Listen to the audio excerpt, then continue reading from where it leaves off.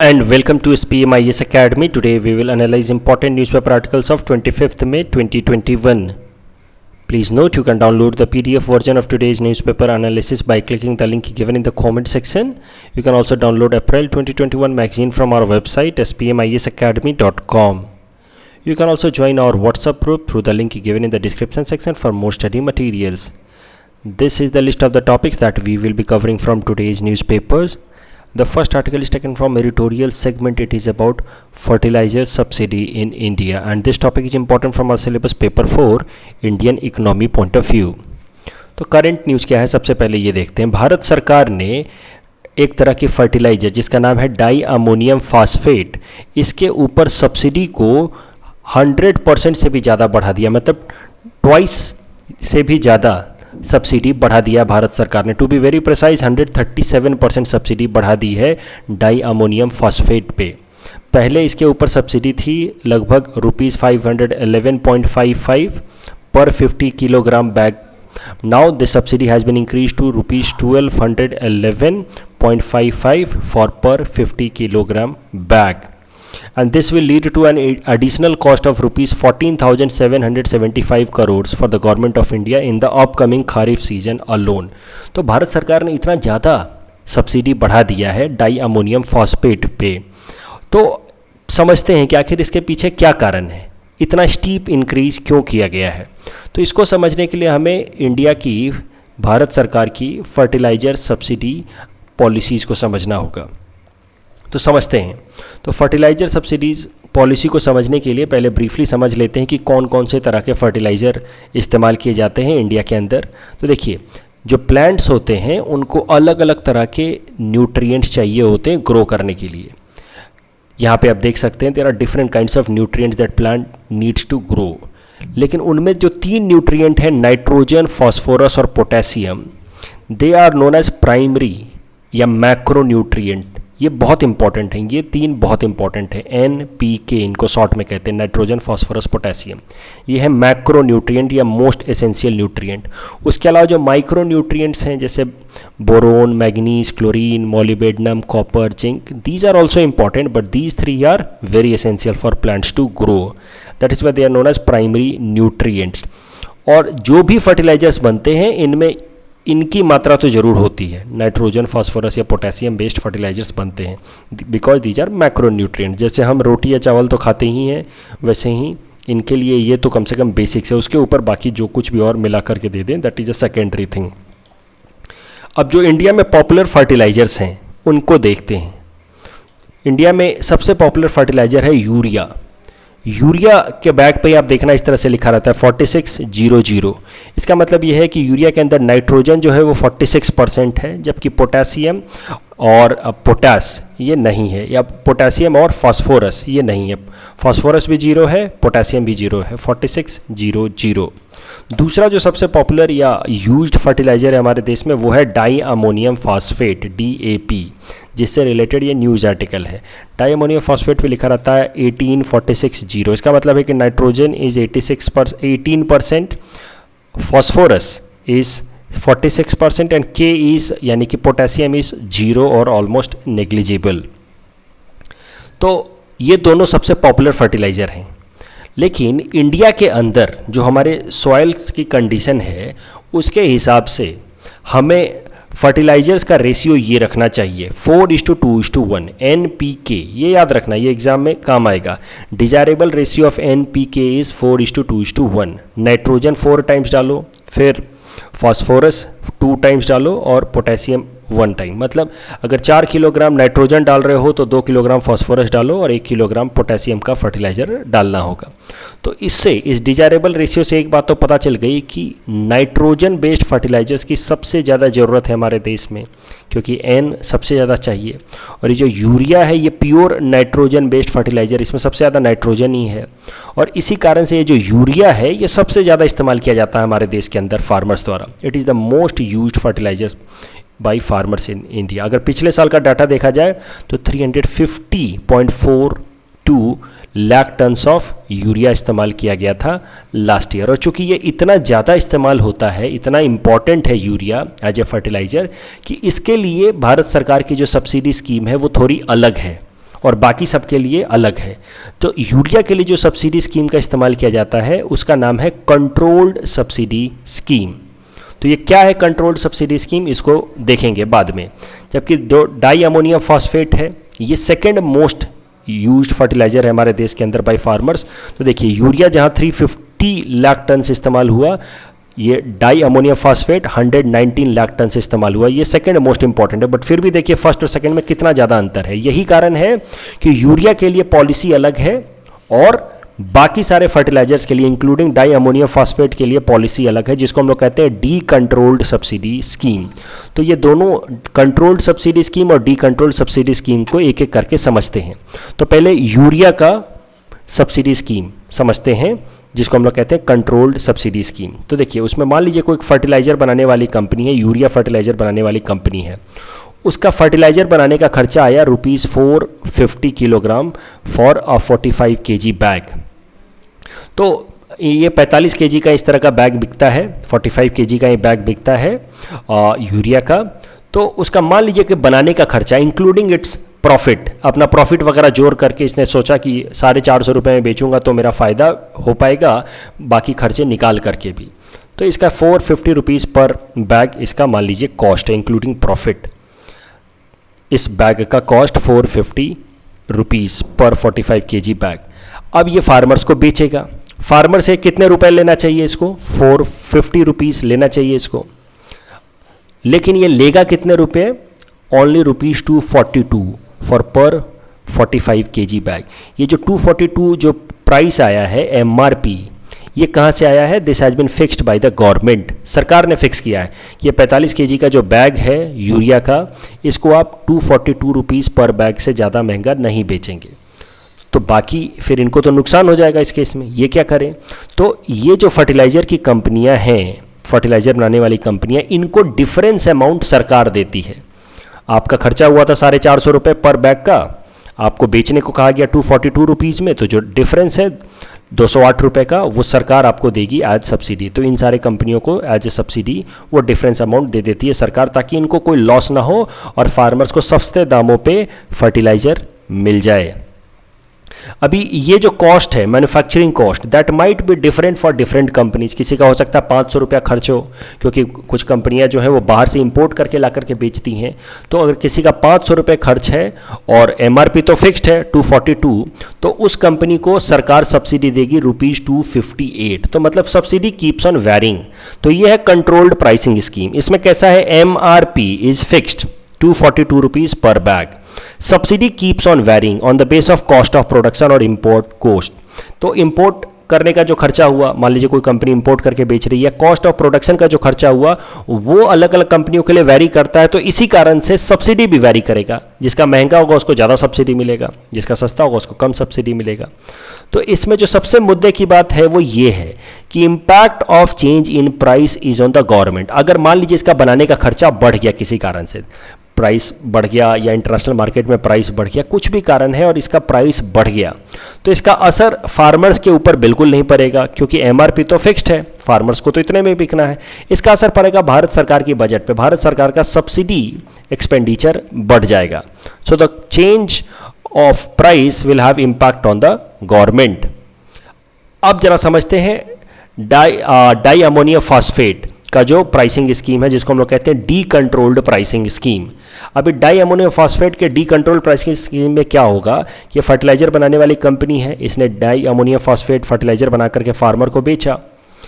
अब इसमें कैसा होता है कि सरकार पहले ही सब्सिडी फिक्स कर देती है कि भाई पर बैग हम इतना सब्सिडी देंगे। तो इसमें कैसा है, डाई अमोनियम फॉस्फेट का एक बैग, फर्टिलाइजर का बैग 50 kg का होता है। तो सरकार ने मान लो पहले ही फिक्स कर दिया कि पर 50 kg बैग हम आपको ₹500 सब्सिडी देंगे। अब आपका भले जो भी खर्च हो उससे हमें कोई मतलब नहीं है। तो मान लो कि इनका बनाने का खर्च हुआ, इन फर्टिलाइजर कंपनी का बनाने का, एक इस बैग का बनाने का खर्च हुआ इंक्लूडिंग देयर प्रॉफिट ₹1200। तो फिर ये कंपनी इस फर्टिलाइजर को इन फार्मर्स को बेचेगी एट ₹700, क्योंकि 1200 रुपया इनका पूरा खर्च था इंक्लूडिंग देयर प्रॉफिट, और 500 रुपये तो इनको सरकार की तरफ से मिलने वाले हैं एज सब्सिडी। तो ये फार्मर से 700 रुपये में लेंगे, तो यानी कि एमआरपी है 700 रुपये रखेंगे। ये है D controlled pricing. D controlled pricing का क्या मतलब है कि मार्केट में प्राइस चेंज होने का इंपैक्ट फार्मर्स पे पड़ रहा है। पूरी तरह से सरकार ने इसको कंट्रोल नहीं किया, सरकार ने थोड़ी एक फिक्स सब्सिडी दे दी, बाकी जो है मार्केट का प्राइस अगर ऊपर जाएगा तो एमआरपी भी ऊपर जाएगा, मार्केट प्राइस नीचे जाएगा तो एमआरपी भी नीचे जाएगा। तो मुद्दा यह है कि subsidy is fixed, MRP varies on the basis of the cost of production or the import cost, और that is why the impact of change in the price is on the farmer। अगर इसमें मान लीजिए कि दाम बढ़ गया, fertiliser बनाने का दाम बढ़ गया, किसी भी कारण से इंपोर्ट कॉस्ट बढ़ गया या मैन्युफैक्चरिंग कॉस्ट बढ़ गया, तो सब्सिडी तो फिक्स है, तो इसका सीधा सीधा नुकसान या फिर उसका बर्डन किस पे जाएगा, फार्मर्स के ऊपर जाएगा। तो ये है दो तरह की प्राइसिंग स्कीम, यूरिया की जिसको कहते हैं कंट्रोल्ड, और डाई अमोनियम फॉस्फेट या बाकी तमाम fertilizer that are non urea, उनको कहते हैं डी कंट्रोल्ड। तो डी कंट्रोल्ड में कैसा है कि सब्सिडी फिक्स है, अगर दाम बढ़ता है तो उसको फार्मर्स के ऊपर इसका इंपैक्ट पड़ेगा, फार्मर्स को ये दाम अपने जेब से चुकाना होगा। अब जैसा कि मैंने आपको बताया कि यूरिया सबसे ज़्यादा यूज होता है, लेकिन डाई अमोनियम फॉस्फेट भी इंपॉर्टेंट है, इसका भी इस्तेमाल होता है। तो अब हुआ क्या है पिछले कुछ महीनों में, पिछले 5-6 महीनों में international price di ammonium phosphate की लगातार बढ़ी है। There has been global price surge of di ammonium phosphate. और हमारे देश में कैसा है कि यूरिया हमारे देश में बहुत बनता है, लेकिन डाई अमोनियम फॉस्फेट बहुत सारा हम इंपोर्ट करते हैं। Most of the die ammonium phosphate requirement is made through import. तो जब इंटरनेशनल प्राइस सर्ज हुआ है, ऊपर गया है, तो नेचुरली डाई अमोनियम फॉस्फेट का मार्केट प्राइस भी ऊपर जा रहा है, और मार्केट प्राइस ऊपर जा रहा है तो फार्मर्स को उसको चुकाना होगा अपने जेब से, क्योंकि फार्मर्स के लिए एमआरपी भी ऊपर जा रहा है। This is because of the D controlled pricing scheme. तो एक तरफ फर्टिलाइजर महंगा हो रहा है, डाई अमोनियम फॉस्फेट, दूसरी तरफ डीजल पेट्रोल तो महंगे हो ही हो रहे हैं, और फार्मर्स डीजल का इस्तेमाल करते हैं अब ट्रैक्टर वगैरह चलाने के लिए। तो सरकार को एक बात पता चल गई है कि फार्मर्स और ज़्यादा भड़क सकते हैं। ऑलरेडी फार्म बिल के अगेंस्ट प्रोटेस्ट चल रहा है, और वो प्रोटेस्ट लगातार चल रहा है पिछले 6-7 महीनों से। उसके ऊपर से अगर फर्टिलाइजर के दाम बढ़ गए, डीजल के दाम तो बढ़ ही रहे हैं, तो फार्मर्स के ऊपर बर्डन जितना बढ़ता जाएगा, फार्मर्स के अंदर उतना गुस्सा होता जाएगा, और सरकार के खिलाफ वो और ज़्यादा प्रोटेस्ट कर सकते हैं। तो सरकार ने ये चीज़ पहले ही भांप लिया, और यही कारण है कि उन्होंने इतना ज़्यादा सब्सिडी बढ़ा दिया डाई अमोनियम फॉस्फेट के ऊपर, ताकि एमआरपी को रिड्यूस कर पाए। क्योंकि यहाँ पे वो क्या करेंगे, अब जब सब्सिडी बढ़ाया है इन्होंने, तो मार्केट प्राइस भले ऊपर जा रहा हो लेकिन एमआरपी नीचे चला जाएगा। तो ये जो 500 रुपये मिल रहा था पहले, मान लीजिए इसको बढ़ा करके हम 700 कर देंगे तो एमआरपी 500 रुपये हो जाएगा, उसको बढ़ा के 800 कर देंगे तो एमआरपी 400 रुपये हो जाएगा। तो government has done this, it has increase the subsidy, and as I said it has increase it by a huge margin. 137% increase कर दिया है subsidy on di ammonium phosphate. पहले एक 50 kg बैग पे 511 रुपीज़ 0.55 दिया जाता था सब्सिडी, अब उसको बढ़ा करके 1211 रुपीज़ 0.55 दिया जा रहा है सब्सिडी ऑन पर 50 kg बैग। और इसके लिए भारत सरकार को एडिशनल 14,000 करोड़ रुपए खर्च करने के लिए सरकार रेडी है, क्योंकि सरकार को बहुत ज़्यादा नुकसान उठाना पड़ सकता है। There is a huge political cost associated with it. Farm bill protest already चल रहा है, बाकी फार्मर्स गुस्सा हो गए फर्टिलाइजर के प्राइस ऊपर जाने से, तो ये प्रोटेस्ट और भी ज़्यादा इंटेंस हो सकता है। इस टॉपिक के बेसिस पे हमने आपको ये प्रैक्टिस क्वेश्चन दे रखा है। You can attempt this question and you can submit the answer in the comment section. The next article is taken from international segment. It is about China Pakistan economic corridor, and this topic is important from our syllabus paper 3 international relations point of view. तो इस article को समझने के लिए हम पूरा detail में समझते हैं कि क्या क्या चीज़ें हुई हैं, कैसे चाइना पाकिस्तान इकोनॉमिक कॉरिडोर आया है, क्या उसका पर्पस है। तो समझिए, ये by 21st century beginning China emerged as a major competitor to US. देखिए, जैसे 1991 में कोल्ड वॉर जब खत्म हुआ, यूएसएसआर डिसइंटीग्रेट हो गया, तो पूरे दुनिया भर में एक ही ग्लोबल बॉस बचा, दैट वाज यूएस। मतलब the world became unipolar, there was one dominant super power, that was US.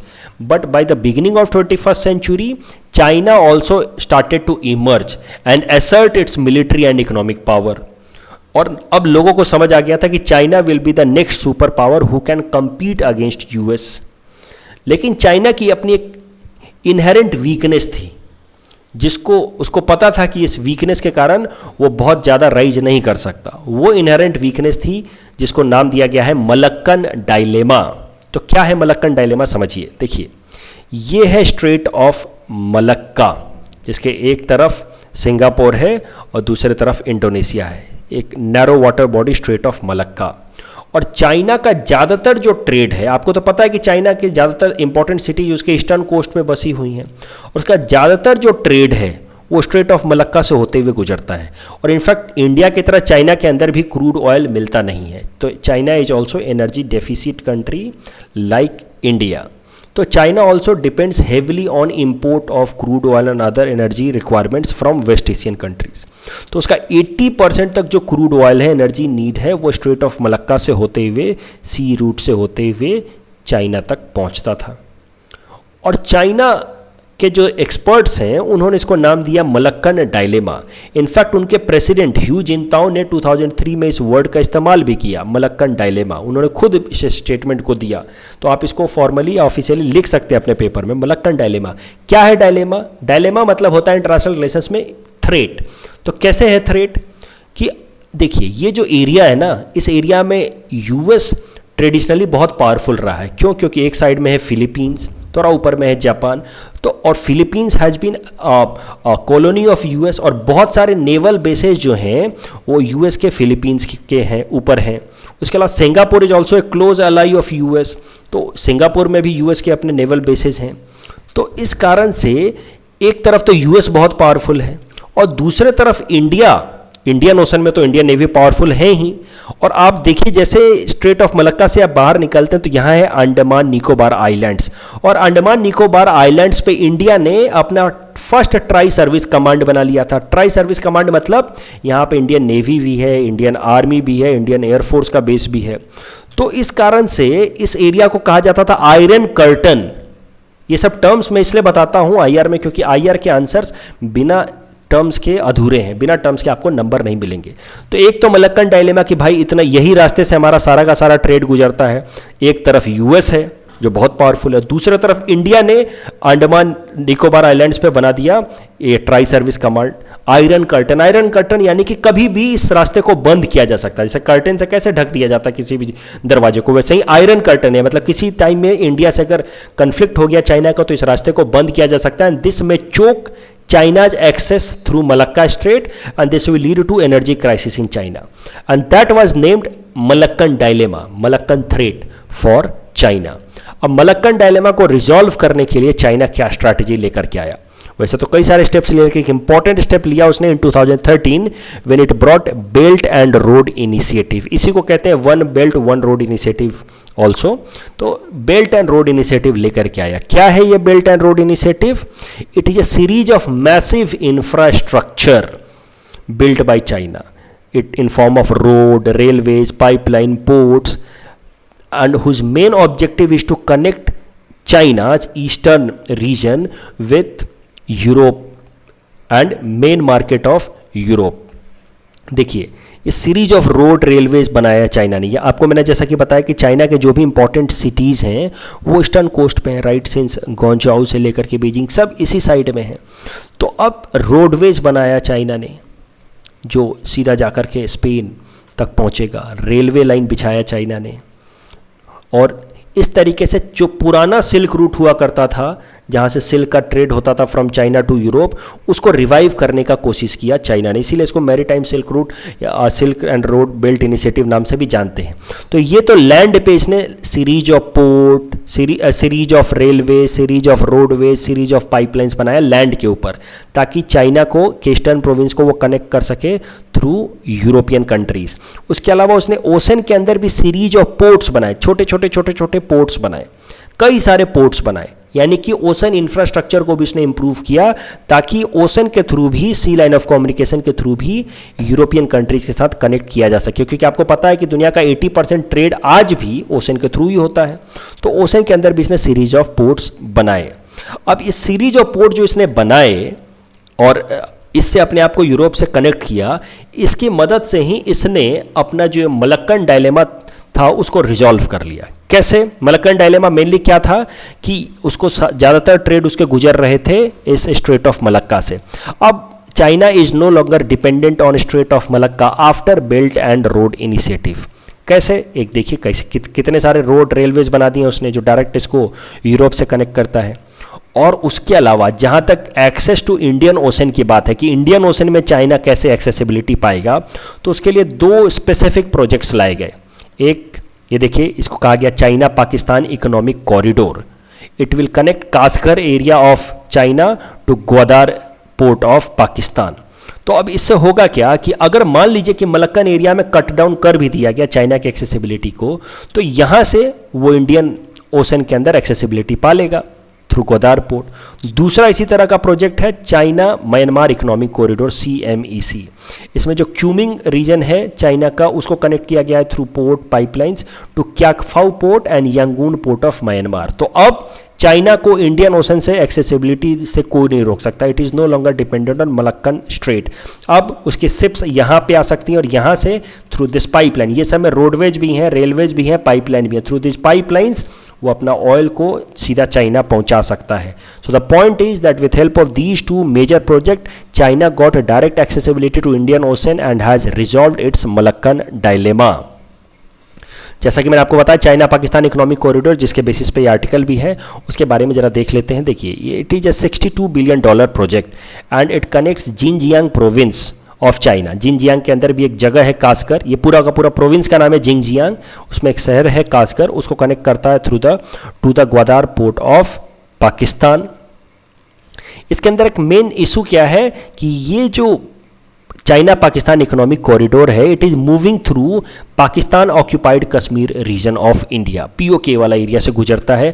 और ये जो रोडवेज रेलवेज बनाए चाइना ने, ये बनाए इसने बिना इंडिया से परमिशन लिए हुए। तो भाई है तो ये हमारी ही टेरिटरी, लेकिन अभी पाकिस्तान के कब्जे में है, लेकिन है तो ये हमारी। और अब इसमें चाइना ने रोड बना दिया बिना हमसे पूछे हुए। तो मतलब कहीं ना कहीं चाइना ने एक तरह का इनडायरेक्ट मैसेज दे दिया कि ये ज़मीन तुम्हारी नहीं है, पाकिस्तान की है, और जिसकी ज़मीन है हमने उससे पूछ के ज़मीन पे रोड रेलवे और पाइपलाइंस बिछा दिए हैं। तो that was a kind of direct challenge to India sovereignty, territorial integrity in POK area. हम कहते हैं कि हमारी ज़मीन है, चाइना ने बिना पूछे वहाँ पे रोड रेलवे बना दिए। So it is a challenge on territorial integrity of India. अब देखिए इंडिया का क्या स्टैंड है बेल्ट एंड रोड इनिशिएटिव पे। देखिए कई सारे पोर्ट्स बन रहे हैं, रेलवे लाइन बन रहे हैं, तो नेचुरली दुनिया की कनेक्टिविटी तो इंप्रूव हो ही रही है। Rights from Australia you can see that Europe is getting connected. और अब दुनिया के 70 से भी ज़्यादा देशों ने belt and road initiative join कर लिया, जिसमें चाइना उनको पैसे देता है, जिसकी मदद से वहाँ पे उनके देशों में पोर्ट बनाया जाता है, रेलवे बनाया जाता है, रोड बनाया जाता है। जैसे इस केस में आप देखिए CPEC के केस में $62 बिलियन दिया है चाइना ने पाकिस्तान को, ताकि रोड रेलवे पाइपलाइंस बनाए जाए। तो इसी तरीके से 70 देशों के साथ चाइना ने ये belt and road initiative agreement sign कर लिया, जिसमें चाइना उनको पैसे देता है रोड रेलवेज बनाने के लिए। This is also known as chequebook diplomacy of China. हर जगह जाता है, चेकबुक काट के दे देता है कि लिए लो रोड बनाओ, रेलवे बनाओ। लेकिन इंडिया ने belt and road initiative join नहीं किया है। अब इंडिया अगर ज्वाइन कर लेता तो what could have been potential benefit of crude to India. India को क्या क्या फ़ायदे हो सकते थे? सबसे बड़ा फ़ायदा तो हमें ह्यूज FDI मिल सकता था। जैसे हर कंट्री को चाइना ने चेकबुक डिप्लोमेसी के थ्रू कई सारा इन्वेस्टमेंट किया, इंडिया में भी इन्वेस्टमेंट आता। उसके अलावा इंडिया अगर बेल्ट एंड रोड इनिशिएटिव को ज्वाइन कर लेता तो इंडिया भी इन सारे इंफ्रास्ट्रक्चर्स का इस्तेमाल कर सकता था। तो इंडिया की कनेक्टिविटी ऑस्ट्रेलिया से लेकर के यूरोप तक इंप्रूव हो जाती। तो इस कारण से इंडिया के बिजनेसेस को भी फ़ायदा होता, ट्रेड को फ़ायदा होता। तो ये सब कुछ बेनिफिट हैं ज़रूर अगर हम बेल्ट एंड रोड इनिशिएटिव को ज्वाइन कर लेते तो, लेकिन चैलेंजेस बहुत ज़्यादा हैं। And that is why India has not joined belt and road initiative. तो let us see why India has not joined belt and road initiative. सबसे पहला चैलेंज है सोवरेनिटी चैलेंज, जो हमने डिस्कस किया, जिसको हम लोगों ने टेरिटोरियल इंटीग्रिटी चैलेंज भी कहा। भाई आपने POK वाले एरिया से ये बना दिया रोड रेलवे और हमसे पूछा भी नहीं। और ये जो चाइना पाकिस्तान इकोनॉमिक कॉरिडोर है, this is part of belt and road initiative of China. तो अब अगर हम belt and road initiative of China को साइन कर लेते हैं, हम उसका हिस्सा बन जाते हैं, तो इनडायरेक्टली हमने मान लिया कि हाँ ये चाइना पाकिस्तान इकोनॉमिक कॉरिडोर भी सही है, जस्टिफाइड है। तो इसका मतलब ये है, it implies that we have accepted that this POK does not belong to India, it belongs to Pakistan. So इसलिए इंडिया के लिए इम्पॉसिबल है कि India belt and road initiative को ज्वाइन कर ले, क्योंकि इसका ज्वाइन करने का मतलब है कि हमने इनडायरेक्टली मान लिया कि POK वाला एरिया हमारा नहीं है। उसके अलावा चाइना इस वेरी इसका डूबियस ट्रैक रहा है regarding its belt and road initiative. मतलब it is known for its debt trap. अब क्या है ये डेट ट्रैप, जरा वो समझिए। मतलब ये जिस देश को भी पैसा देता है और वो देश टाइम पे पैसे को रिटर्न ना कर पाए इंटरेस्ट के साथ, तो फिर उस पर कई सारे सैंक्शंस लगा देता है। उसका बेस्ट एग्जांपल है श्रीलंका। श्रीलंका को हम्बनतोता पोर्ट डेवलप करने के लिए $1.4 मिलियन का लोन दिया गया। It is $1.4 billion. The loan was given to Sri Lanka by China to develop Hambantota port. लेकिन ये जो लोन का इंटरेस्ट अमाउंट है वो श्रीलंका चुका नहीं पाया चाइना को। तो इस कारण से श्रीलंका जो एक तरह के डेट ट्रैप में फंस गया, लोन के ट्रैप में फंस गया। क्यों? क्योंकि जब ये लोन अमाउंट चुका नहीं पाया श्रीलंका ने, तो फिर इसके बदले में ये हम्बनतोता पोर्ट चाइना ने ले लिया ऑन लीज फॉर 99 ईयर्स। तो now this Hambantota port entirely belongs to China, है श्रीलंका के अंदर, लेकिन this port is now managed and belongs to China for 99 years. तो दिस इज डेट ट्रैप। पहले तो खूब सारा चेकबुक डिप्लोमेसी के थ्रू लोन दे देता है। पाकिस्तान की भी यही हालत है। $62 बिलियन चुकाने की औकात तो है नहीं पाकिस्तान की। तो अब पाकिस्तान के तमाम जो CPEC वाले, चाइना पाकिस्तान इकोनॉमिक कॉरिडोर वाले जो इंफ्रास्ट्रक्चर हैं, all of them are manage single handedly by China. तो पाकिस्तान अपने ही देश में अपनी सोवरेनिटी लूज कर रहा है। और यही कारण है, मैंने एक बार पहले न्यूज़पेपर एनालिसिस में ही बताया था कि पाकिस्तान चाह रहा था कि सऊदी अरबिया को भी CPEC का मेंबर बना दिया जाए, ताकि सऊदी अरबिया से थोड़ा इन्वेस्टमेंट आ जाए, ताकि चाइना को थोड़ा बैलेंस करे, चाइना के अग्रेशन को बैलेंस करे सऊदी अरबिया। तो और लेकिन सऊदी अरबिया ने अभी तक ज्वाइन किया नहीं है। तो कहीं ना कहीं डेट ट्रैप में फंस जाते हैं कंट्री। जब पैसा नहीं चुका पाते तो उनके देश का इंफ्रास्ट्रक्चर उनका खुद का नहीं रहता। इस केस में जैसे हम्बनतोता पोर्ट आप देख रहे हैं। उसके अलावा जो तीसरा सबसे मेजर कारण है बेल्ट एंड रोड इनिशिएटिव ना ज्वाइन करने का, वो है सिक्योरिटी थ्रेट। ये जो बेल्ट एंड रोड इनिशिएटिव है ना चाइना का, ये अपने आप में इंडिया के लिए एक सिक्योरिटी चैलेंज बन रहा है। क्यों?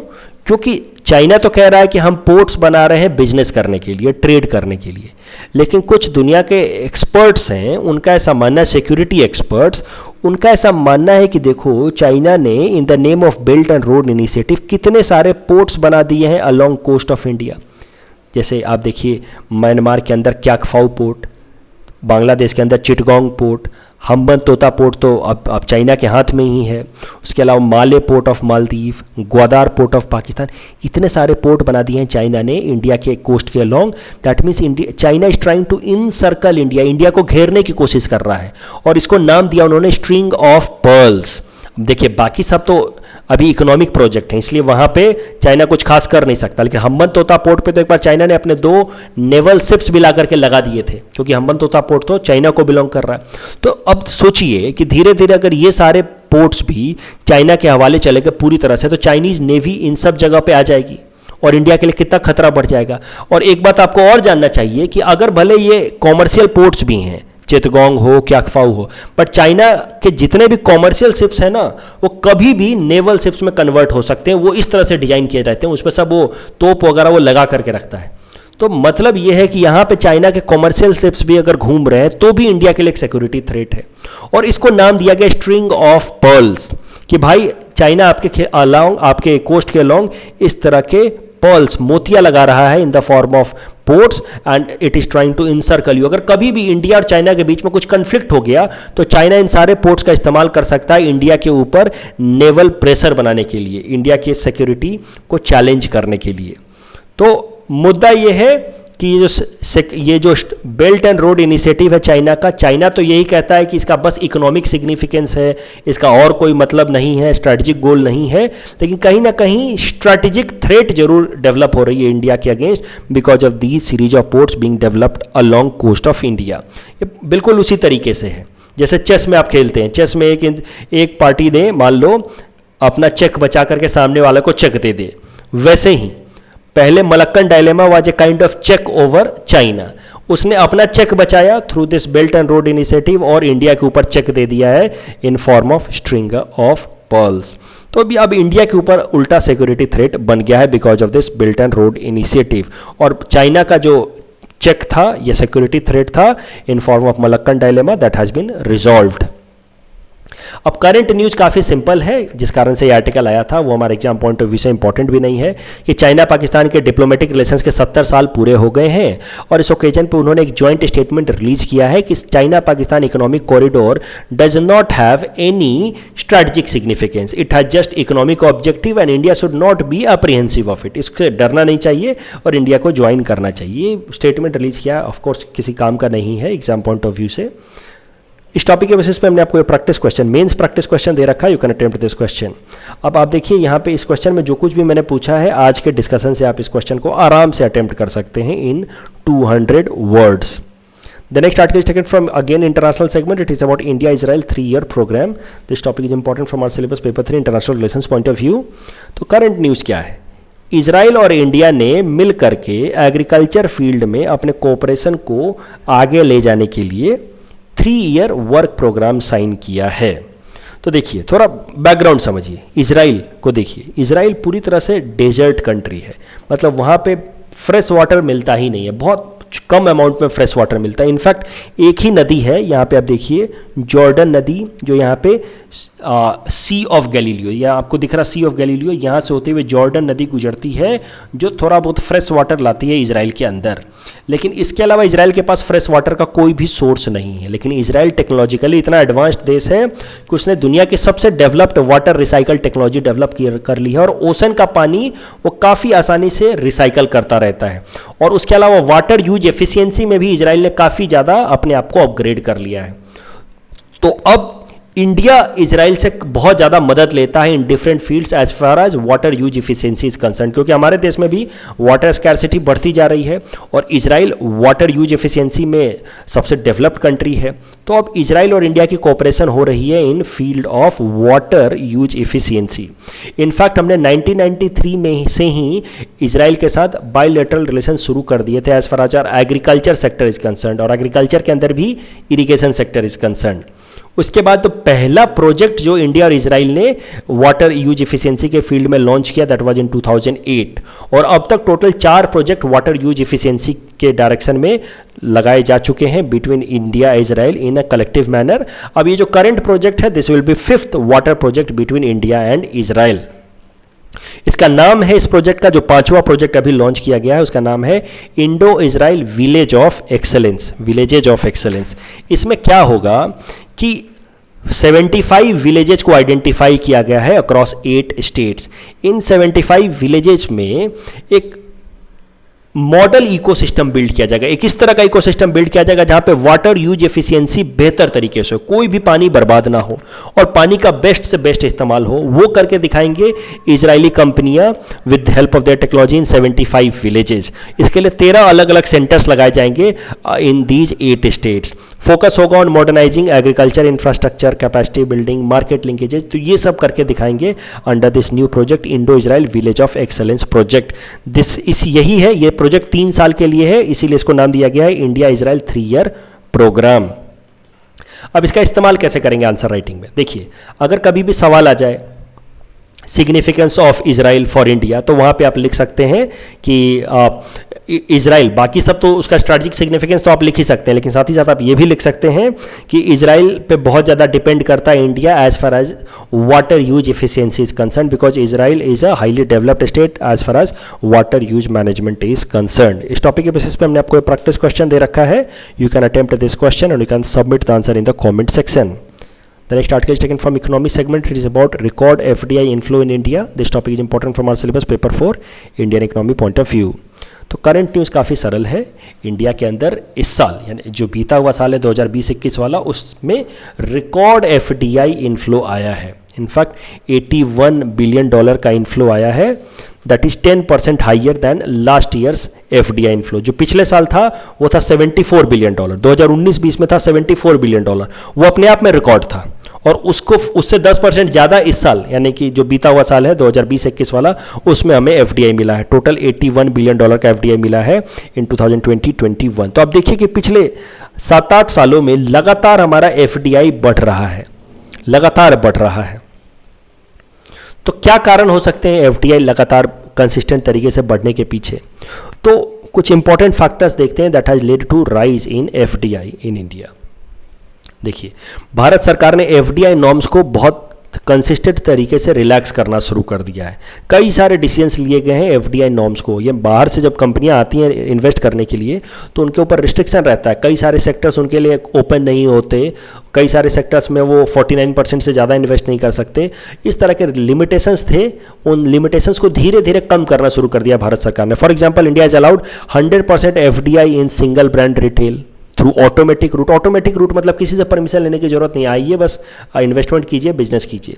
हाल फिलहाल में इंडिया ने एक बहुत ही मेजर डिसीजन लिया, डिफेंस सेक्टर में 75% तक एफडीआई अलाउ कर दिया थ्रू ऑटोमेटिक रूट, 100% तक अलाउ कर दिया आफ्टर अप्रूवल रूट, कि भारत सरकार से अप्रूवल लेकर के 100% तक इन्वेस्ट करके आप एक नई पूरी की तरह 100% इन्वेस्टमेंट का क्या मतलब हुआ, पूरी तरह से विदेशी कंपनी आकर के इंडिया में डिफेंस सेक्टर में काम कर सकती है। तो ये जो रिलैक्सेशन इन एफडीआई नॉर्म है ये लगातार करते जा रही है भारत सरकार, इसलिए इंडिया के अंदर एफडीआई बढ़ता जा रहा है। उसके अलावा size of the market, India का मार्केट साइज बढ़ा है because of the size of the population, और इस कारण से उनको पता है कि इस देश में अगर हमने अपना बिजनेस लगाया, अगर मान लीजिए कोई, अब एग्जांपल एमजी हेक्टर, किया मोटर्स, ये सब आ रहे हैं इंडिया में, क्योंकि उनको पता है कि इस देश में डिमांड बहुत है। वैसे पहले से गरीबी थी, धीरे धीरे पॉपुलेशन ज़्यादा है, धीरे धीरे लोगों की इनकम बढ़ रही है, तो इस देश में डिमांड का पोटेंशियल बहुत ज़्यादा है, इस कारण से सब इस मार्केट में इंटरेस्टेड हैं। यंग एंड चीप लेबर, यहाँ पे लेबर सस्ता है, इस कारण से यहाँ का कॉस्ट ऑफ प्रोडक्शन कम हो जाता है। और चौथा इंपॉर्टेंट फैक्टर है कि इंडियन गवर्नमेंट ने पिछले कुछ सालों में ईज ऑफ डूइंग बिजनेस को इंप्रूव करने के लिए काफ़ी स्टेप्स लिए हैं, और इस कारण से इंडिया की ease of doing business ranking भी काफ़ी इंप्रूव हुई है पिछले 5-6 सालों में। अब देखिए 2014 में हमारी रैंक थी 142 और 6 सालों में हमारी रैंक 142 से बढ़ करके 63 पे पहुंच गई है। और because of ease of doing business improvement हमारा जो है एफडीआई इनफ्लो भी बढ़ा है कंसिस्टेंटली पिछले 6-7 सालों में। उसके अलावा हाल फिलहाल में कुछ स्टेप्स भी लिए हैं भारत सरकार ने, प्रोडक्शन लिंक्ड इंसेंटिव स्कीम लेकर के आई।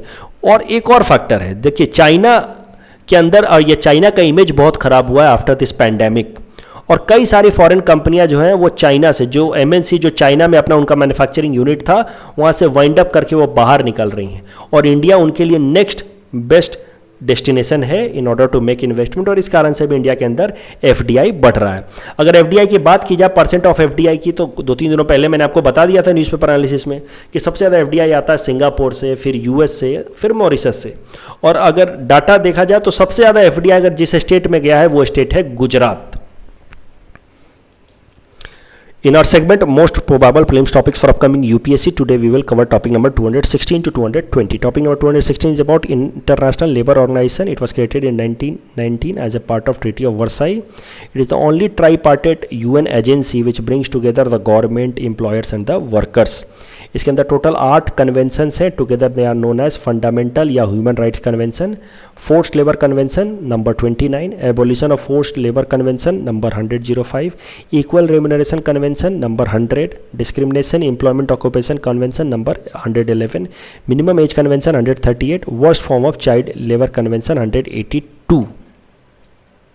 ये जो 6 कन्वेंशन है इन सबको इंडिया ने साइन कर रखा है, लेकिन 2 ऐसे कन्वेंशन है आईएलओ को जिसको इंडिया ने साइन नहीं कर रखा है, और वो है freedom of association and protection of right to organized convention and right to organize and collective bargaining convention. सरल शब्दों में, देखो पूरा याद तो रह पाएगा नहीं, तो इतना याद रखना कि हमारे देश में जो वो ट्रेड यूनियंस वगैरह को लेकर के जो आईएलओ के अंदर जो कन्वेंशन है उसको साइन नहीं किया इंडिया ने। भले ट्रेड यूनियन अलाउड है हमारे देश में, लेकिन उसके लिए हमने इंटरनेशनल कमिटमेंट साइन नहीं किया है।